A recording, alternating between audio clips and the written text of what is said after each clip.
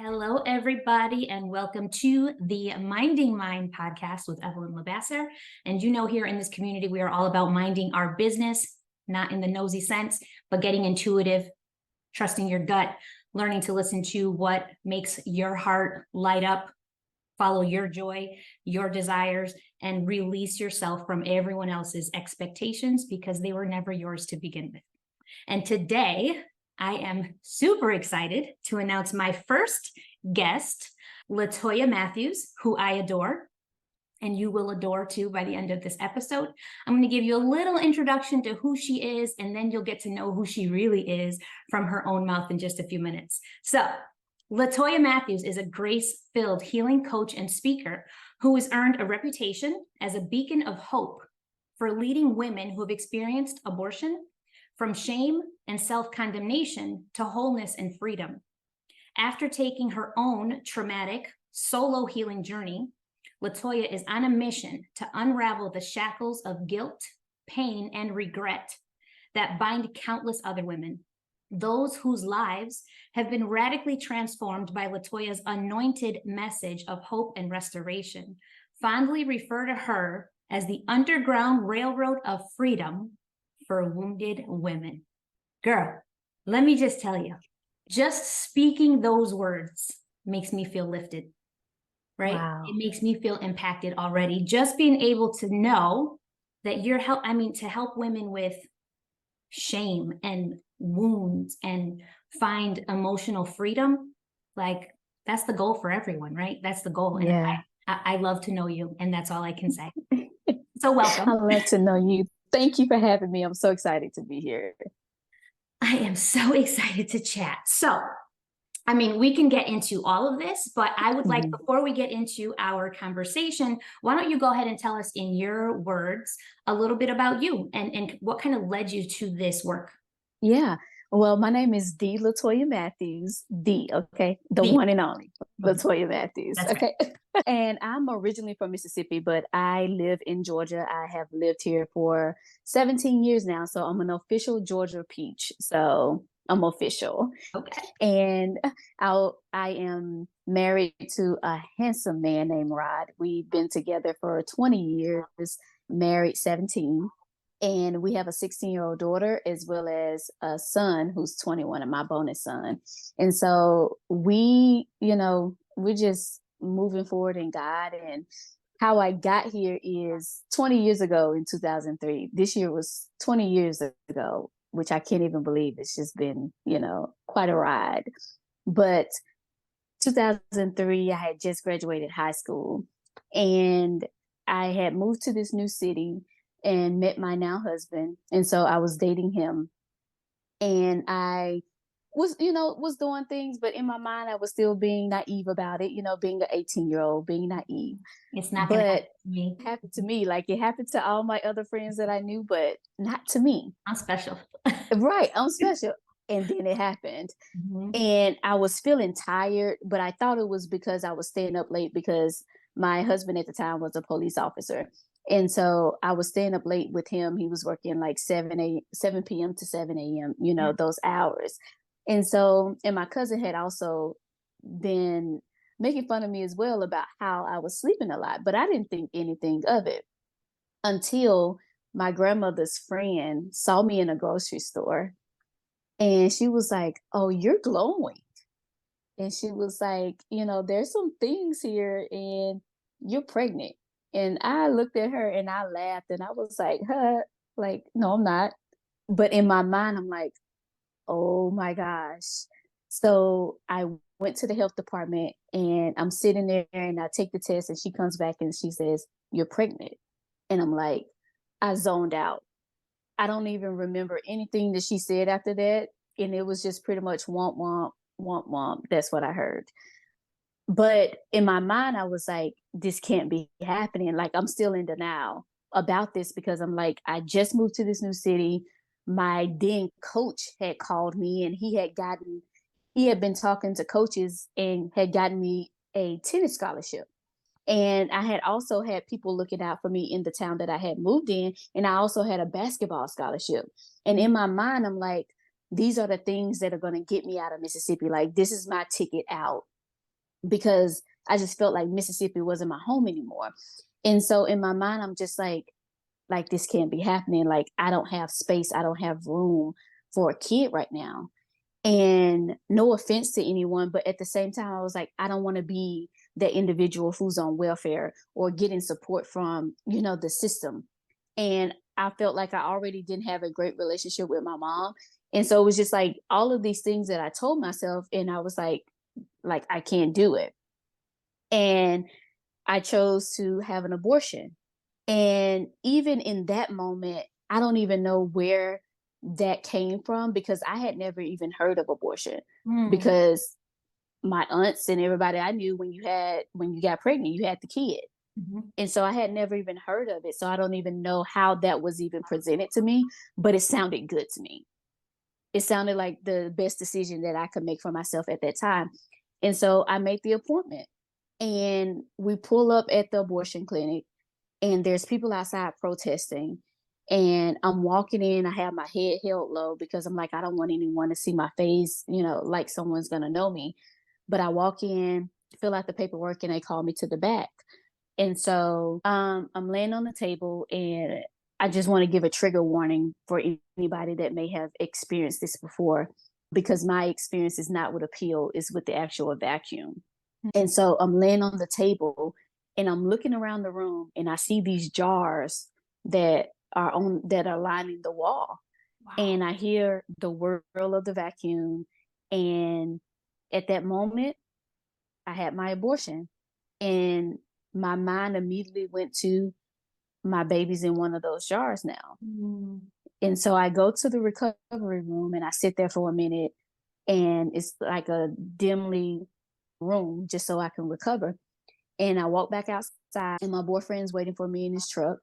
And it's just like this awkward silence. But immediately we went what we came to do, which was take me school shopping to prepare for college. So immediately after my abortion, I went school shopping. Wow. And nothing else, was said during that time. We did what we came to do. And I went back to my aunt's house because I was staying with my aunt at the time.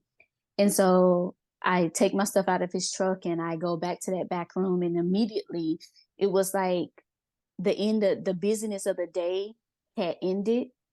And in that moment, I just remember sitting on that bed, and I just broke down crying. It was like the dam had broken. And I repeatedly questioned God, what did I just do? What did I just do? And he must have been feeling the weight of it as well, because he called, and he came to pick me up. And I just remember getting in the truck, and we went to this isolated place so that we could talk. And I just remember crawling in his lap and just crying on his shoulder, just sobbing, because it was just like, oh my God, like what just happened? And so from that moment on, from 2006, I graduated from college, and I moved to Georgia. And that's where the healing journey kind of began shortly, sometime after that. So from 2003, so about a decade, 2013 is when I finally got a breakthrough. And it was like from that night of 2003 up into 2013, I prayed every night that God would forgive me for what I had done. So I did the math on that, and the number of minutes over a decade is 5,200 and something thousand 600 minutes. So it was like, that is a long time to be imprisoned in that guilt and shame. Like, that's a lot. And so I was going to church, still wearing this guilt, still wearing this shame, still wearing, regret, showing up, in church, trying to build this relationship. But it was hard because of the way I felt about myself. And so my now pastor introduced us to this book called The True Measure of a Woman by Lisa Bevere. And in chapter 2, at the end of each chapter, there's questions that she wants you to answer. And so there was 2 questions there. And the first question was, what is it that you have in your closet that you need to clean out? And I knew at that moment that it was God telling me that I needed to clean out abortion. Like that I had been letting it sit in my closet for a long time.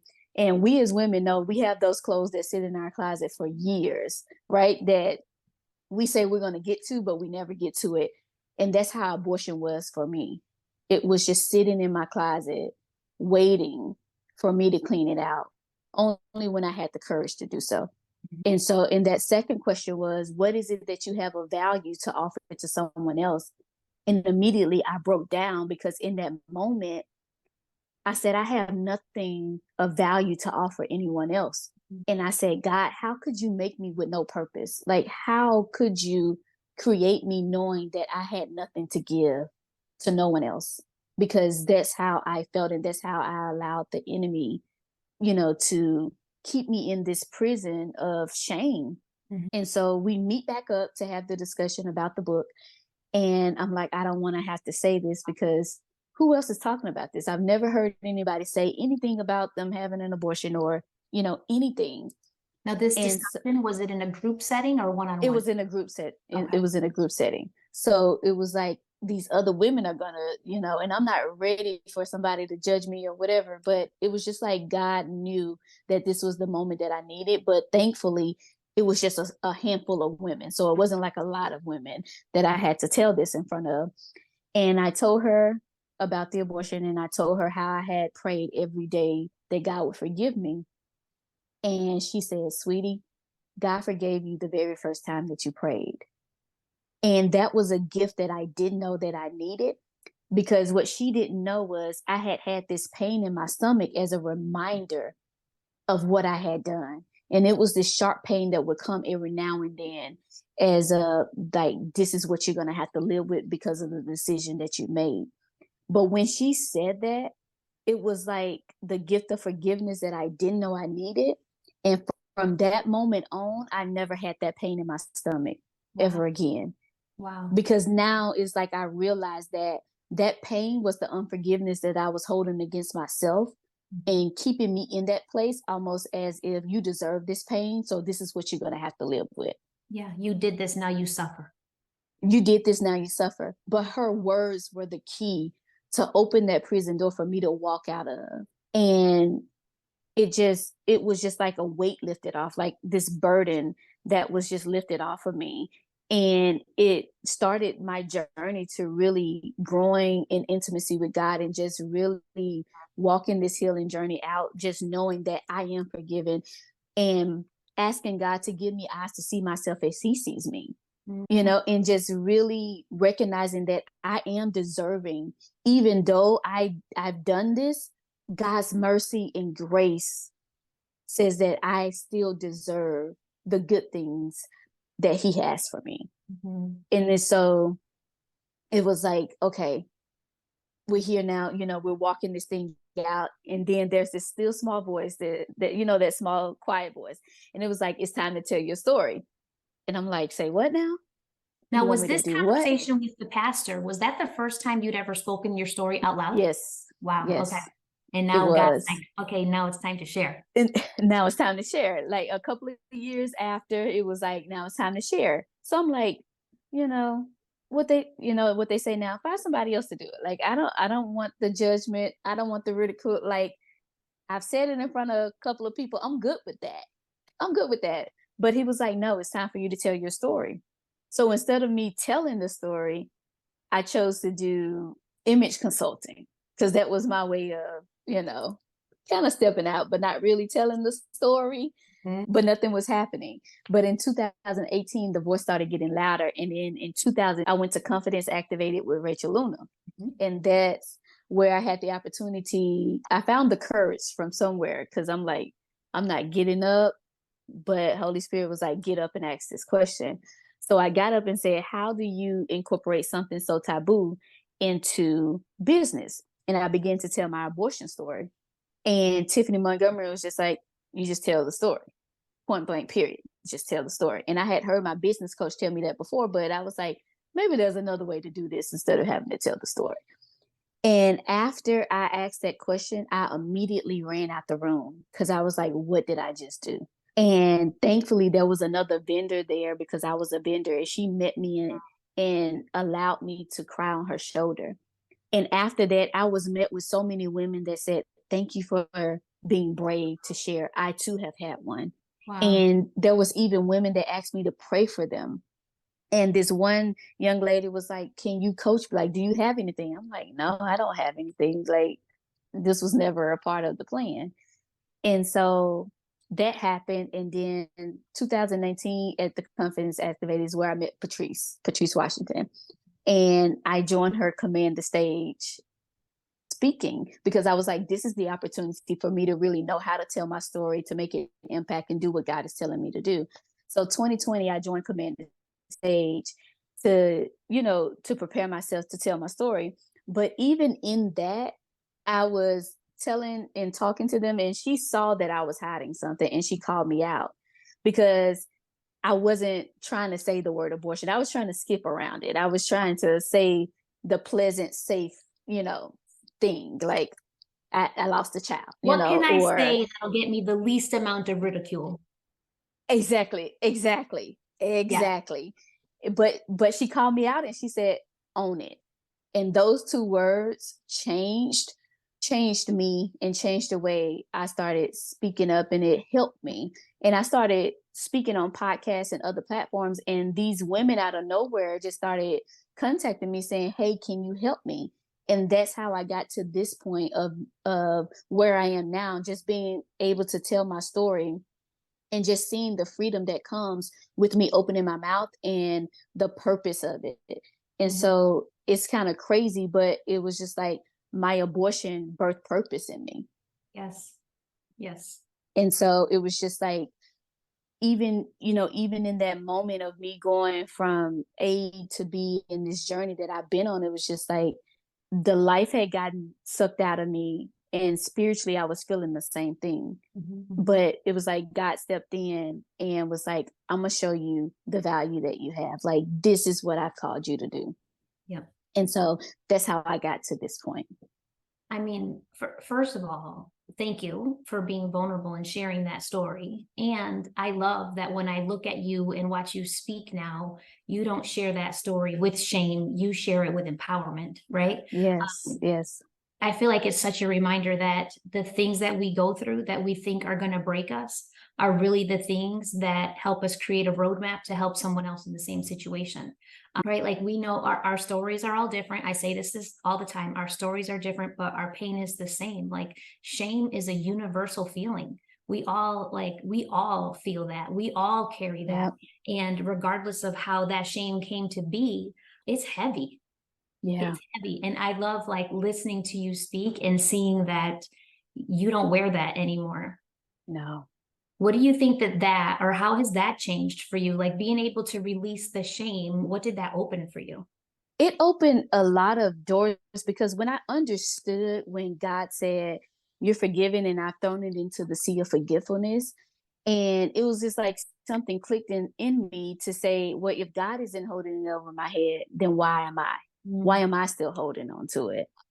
And it was just accepting the fact that, like, you've been set free. And every time you tell this story, chains continue to break and shame continues to diminish. And it was just like it opened up this place to really know what true freedom feels like. And because I never knew what that freedom felt like, freedom felt foreign to me. It's like something that I had to get used to because I was used to being in that box. I was used to being, in that cell, just sitting and waiting and wondering when joy was going to come for me. And so it helped release a lot in me, and even how I navigated, with my daughter, because there was a lot of things there. And, having a daughter, you understand it, like the things that we go through, our children begin to mimic those things. And I began to see some things inside of her that was transferring. I was like, no, I need to do something about this. And so, just being aware, and it brought a lot of awareness, and also just knowing that freedom is my birthright. Yes. Like, I have a right to be free. And, I feel like that idea in and of itself is like, we were all born whole. We were all born whole. Shame and guilt were given to us by other people, right? Yeah. We carry shame and guilt, and it's not even our own. Right. Were you able to share your story with your daughter? Yes. My husband asked me one day, he was like, does she know exactly what you do? Because I would take her with me when I, would have events and I would talk about some of these things. And I was like, that's a good question. I don't know. So I called her down and I began to tell her, what I asked her first if she knew what it was, and she gave me her definition. And I told her, what I've done, what I did. And so after telling her, her response was, well, thank you for choosing me. Oh my gosh. And it was like another level of God's love that I got to experience through her, that non-judgment, that grace. And it was like water to my dry soul that I didn't know that I needed. So to hear her say those words, it was just like, this is what unconditional love feels like, when you can share something and the response is, well, thank you for choosing me. I think that that is testament to the woman that you're raising, but also like we weren't raised in the same ways where having discussions open Right. were accepted, right? And I feel like just being able to have that conversation with your daughter, regardless of her response, just having the Hmm. conversation opens her up to the idea that communication doesn't have to be scary, that your Yep. parents aren't your enemy, that making mistakes is not a death sentence, right? You're not condemned Exactly. because you're not perfect. Like it's a gift. And through Yes. healing you, right? Like you also gave her freedom. Yep. Yep. That's beautiful. Yep. Yes, and like you said, it has opened up communication, with us. And that's one thing that I have tried to strive to create with her, just a safe space to know that she can come to me with anything, because I didn't, like you said, I didn't feel like I had that as a teen, as a kid. And so to be able to have that with her, and I think so many times as parents we overlook those small things, and we're so focused on the big thing and what we want to do different, that we don't realize the small steps that we're taking that is making a bigger impact than what we could ever imagine. And so just to be able to have that with her, like you said, it is a testament, and it is just something special that we get to have and create, and opening up those dialogues for us to have. I love that. I feel like I talk a lot about how people talk about trauma being generational, right? Like trauma literally alters your DNA, cellular level. And I love to look at the idea that healing does the same thing, right? Healing Hmm. is changing your body at a cellular level.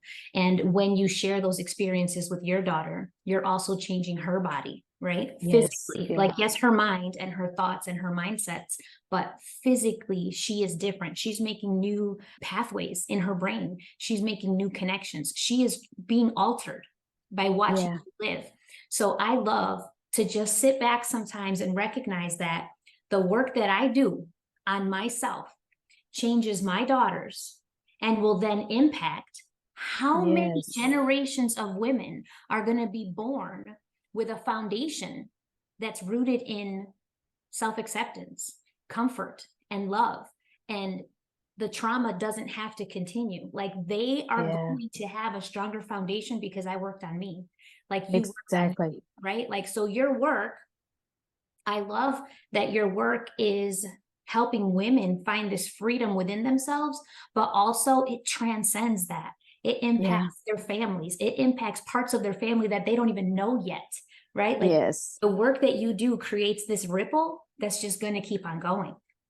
Yes. And that's what my vision for the work that I do, the vision that I wrote down, is to be a catalyst for generational healing, because that's what it is about, generational healing. And if I can touch one, then that one can touch another. And Yes. it's just like, it just, like you said, it's like a conduit, it just flows. Mhm. And that even when you think about healing in and of itself, first of all, we know that there is no healed, there's no ending, Right. right? You're Exactly. constantly evolving. But the fact that like healing is for us, but it's not about us. Everything that you went through shaped you Yeah. for a reason. It Yeah. wasn't about you. It was about Yep. what you could do for everyone else. My gosh, I love that. I want to talk a little bit about, I just want to go back for a moment to Mhm. when you said after the abortion, you went shopping and really didn't talk about anything. Like, obviously that speaks to the youth, right? The youth behind you. Mm-hmm. But at what point did you feel like you could just talk about this more openly and share with your husband? Because, you know, this was your body, but it was Mm-hmm. an experience for both of you. So at what point did you feel like you were able to have this communication more clearly so that you could find the, like, that healing, that forgiveness for yourself, and also that he could feel the same? Well, for me, I started doing it, after reading that book. The communication between him and I didn't come to this year. Mhm. And it came about because we had a joint call where we talked to some couples about our experience. And after that call, and I could tell during that call that his heart was being worked on. Mhm.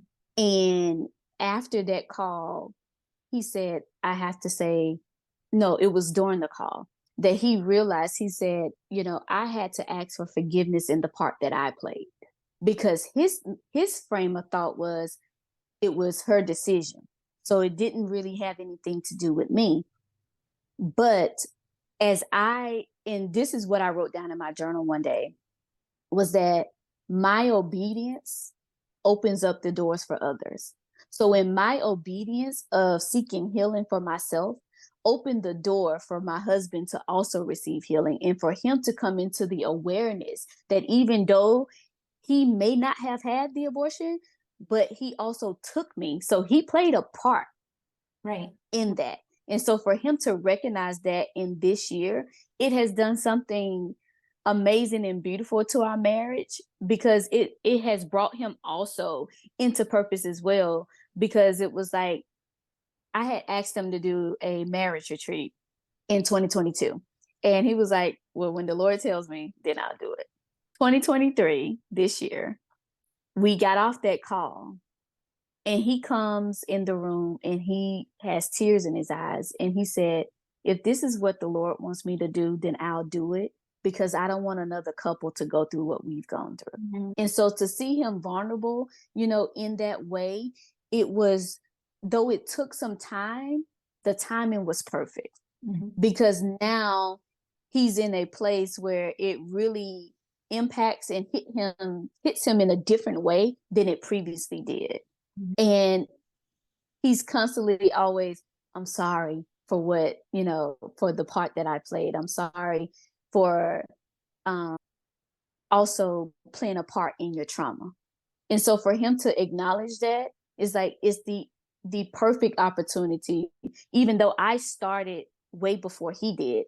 But studies have always also shown that it takes men years before they're able to heal from something like that, because they're always in the process of making sure that the significant other is taken care of and not worried about themselves. Mm-hmm. And so it's like, at the right time, now we're having these conversations and realizing that, we have come a long way. And it's just like we're teens again, but in the best way possible. Being able to have that puppy dog love and be able to discover and rediscover some things about each other. I mean, you would have to think, for 20 years being together and carrying that burden, right? It takes up so much space mentally and emotionally that that puppy dog feeling doesn't fit. Yeah. There's no room for it because there's so much heaviness instead. And being able to release that was like, again, freedom for both of you. And I love that he took the time to recognize and be aware of what he was feeling too, because men aren't really given permission to feel. No. Yeah.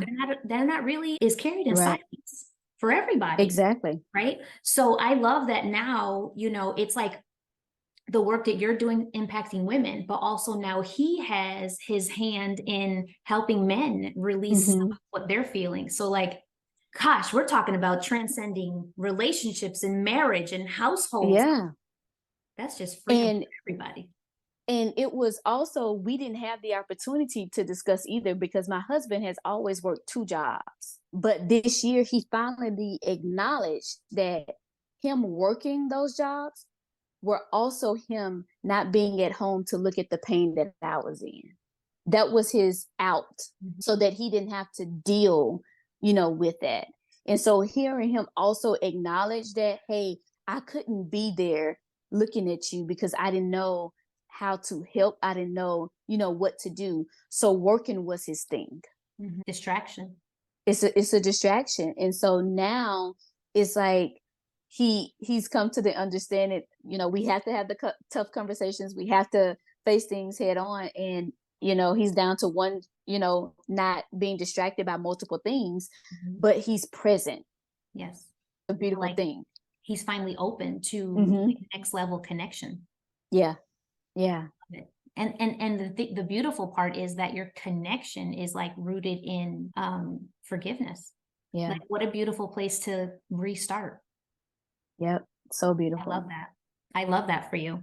I love that for you. Thank you. How, at this point, do you help women? Like, if I were someone who came to you and said, Latoya, this is what I'm going through and I need help, I can't get past this. Like, what kind of steps do you take them through? How do you reach them? So I have a program called the Free Woman Program. Okay. And in that we go through 8 weeks and we talk about the 5 pillars of freedom, which is the power of peace, personal identity, pattern breaking, permission to dream, and the practicing healthy habits. And so, because I believe that those are the 5 things that got me to where I am, because you don't have power if you don't have peace. When you have peace, that's when you have power, because you have the energy, you have the strength, you have the stamina to work through the hard things. And when you know who you are, you can stand and you can take authority over the things that have tried to consume you and kill you, right? And so through that personal identity, you get to affirm and confirm who you are and who you were created to be. And so, and then in pattern breaking, we go through and talk about those things that have been holding you back and really come face to face, writing down the I am negative statements, because we know we always have those, well, I am fat, I am scary, I'm fearful, all these things. So I have them to write down these I am negative statements, and then we counter it with what I call prescription affirmations, taking the word of God and making scripture affirmations. Okay. And then we go through permission to dream, because when we go through shame and when we go through something traumatic, we automatically think that diminishes or cancels the dream that we have. And one thing that I like to say is that you can live life and heal at the same time. It doesn't have to be exclusive, because doing what you love is healing. That is the truth. That is the truth. It's bringing healing to you.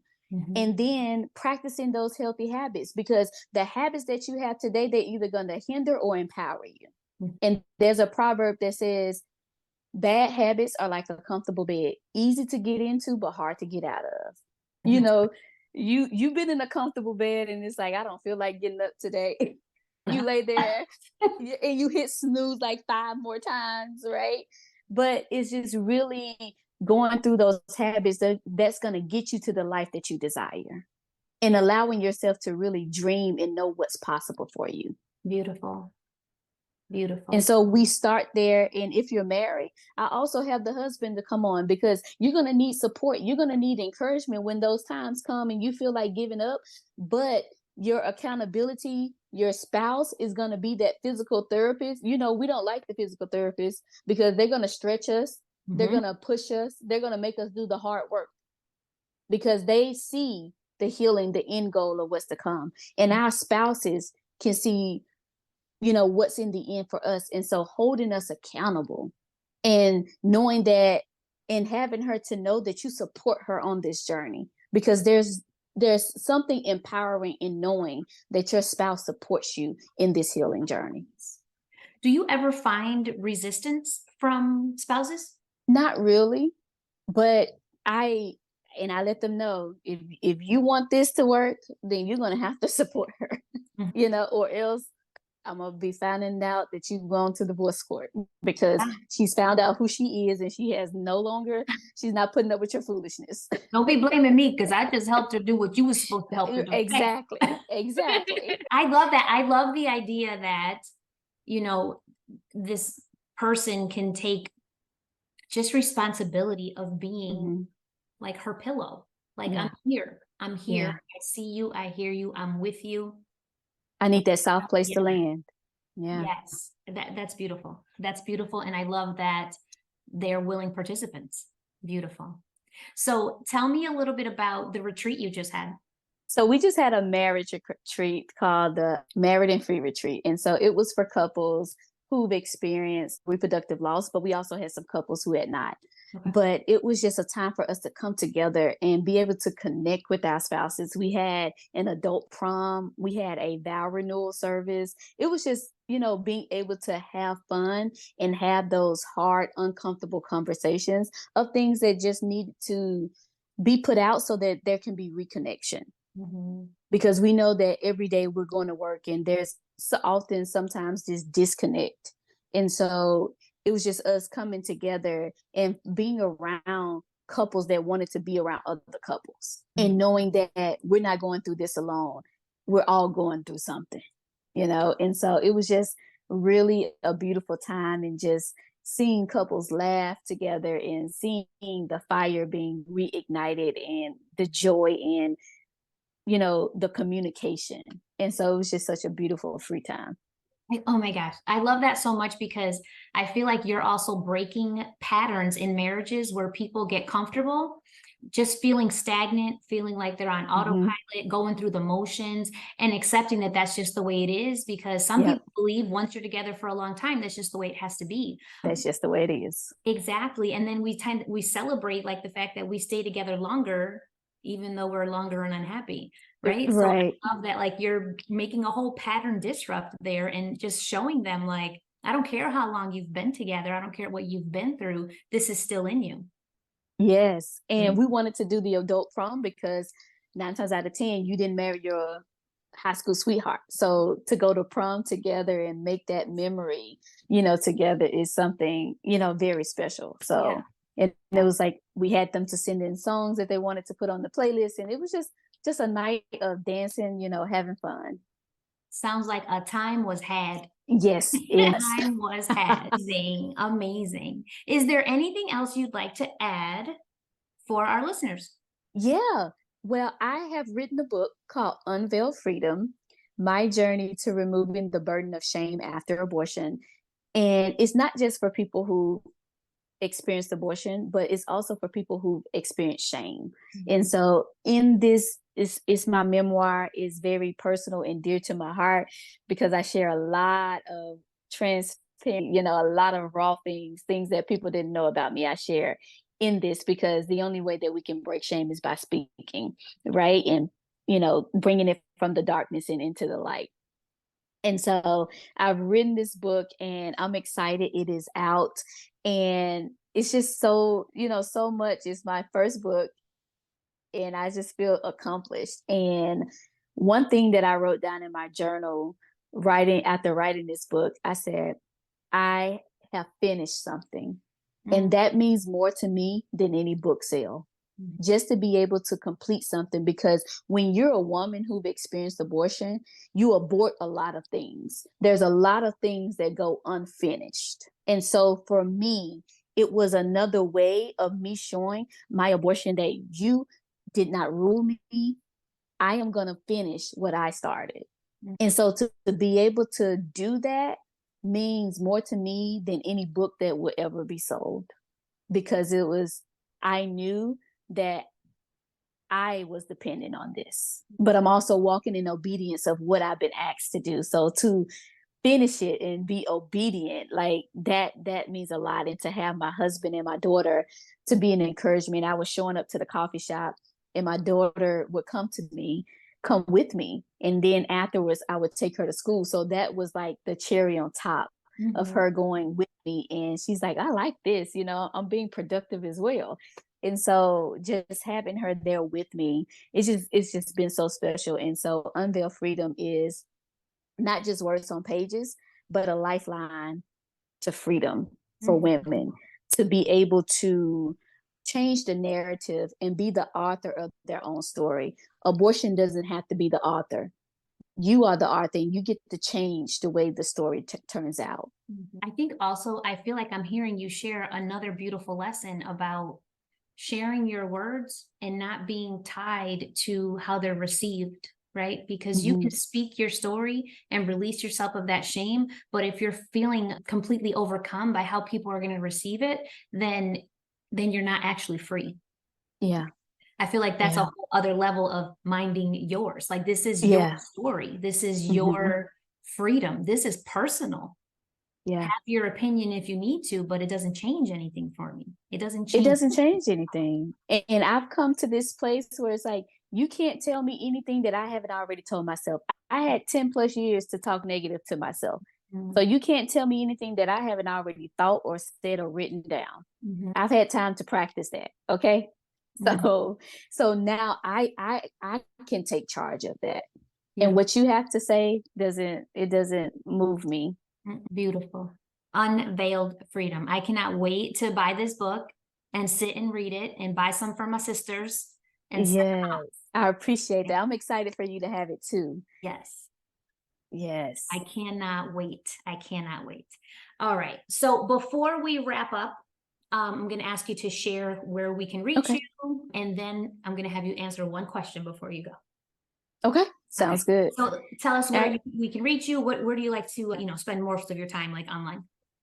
You can find me at my website, LatoyaMathews.com. And I am also on Facebook and Instagram at the Latoya Mathews. And that's with one T. Yes. The Latoya Mathews. And Mathews is spelled with one T. And so I'm primarily on Facebook and Instagram. Okay. I'm going to link all of that too, so everybody knows how to find you. Click on your information, link your book, because I'm ready to read that.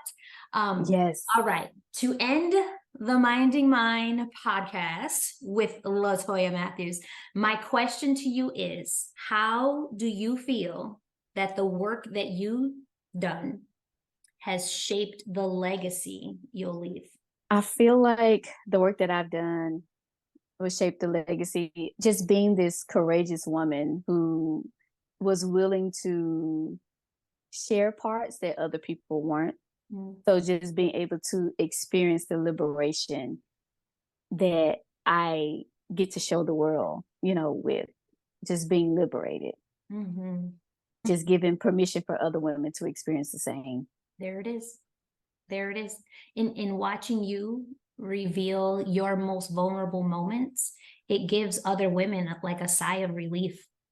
Truly, like a sigh of relief. Like, I am not alone. I'm not alone. What a gift. What a gift you are. Ah, man. Thank you. Beautiful. Thank you. Beautiful. Latoya, I am so happy that you were here today. I am so grateful that you were my first guest, and I can't wait to share you with the world. I'm so excited about being your first guest. Like, where's the confetti? I just love you, Evelyn. I'm so appreciative, and I'm so thankful for our sisterhood and for your voice and for just being you. Thank you. I love you too. All right, everybody, check out Latoya on Instagram and Facebook. Get ready for that book to drop, and just keep going on and minding your business.